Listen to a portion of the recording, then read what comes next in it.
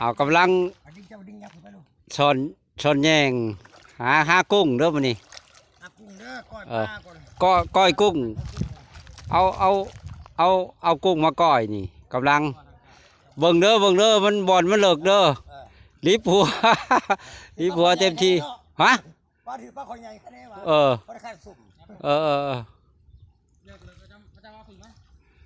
ระวังเด้อถึงเด้อโค้งไปก่อน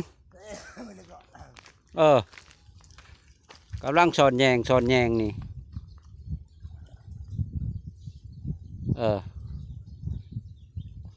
โค้งเด้อโค้งไปเรื่อย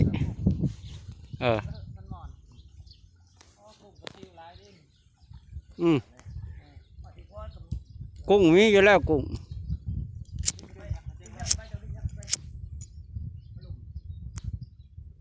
โค้งไปเรื่อย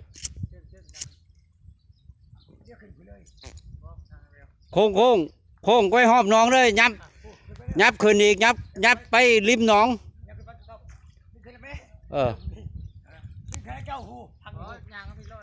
ระวังเด้อมันเลิกได้ฮะ เบิ่งเด้อรูปลงหันดึงเอากันยากเลยลองเบิ่งคำบ่เลิก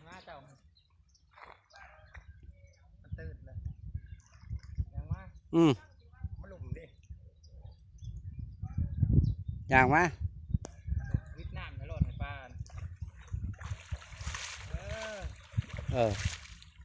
ซิวลายดิขึ้นบาทเลยพ่อว่าเลยลองเบิ่งมันสิได้หลายหรือบ่เบิ่งได้เลิกได้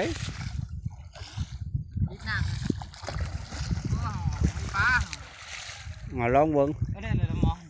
ระวังเลิกขึ้นบ่ได้มันมอน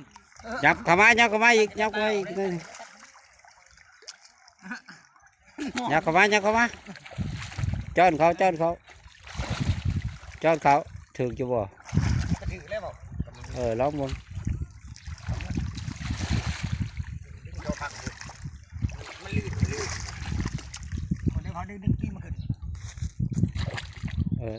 ลองมึงโอ้เด็ดเบิ้ง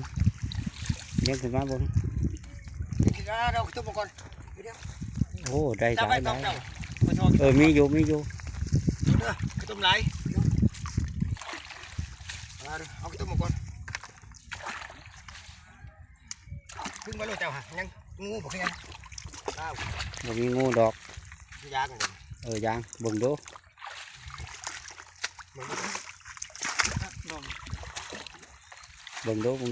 ยางมีแต่ถุงยางมีกุ้งอยู่ปะ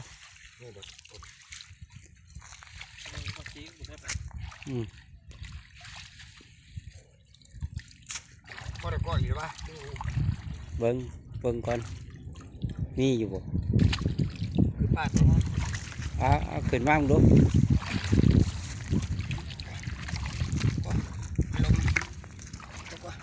เบิ่งโอ้หลายอยู่ไปหอนก่อนดิหอนก่อน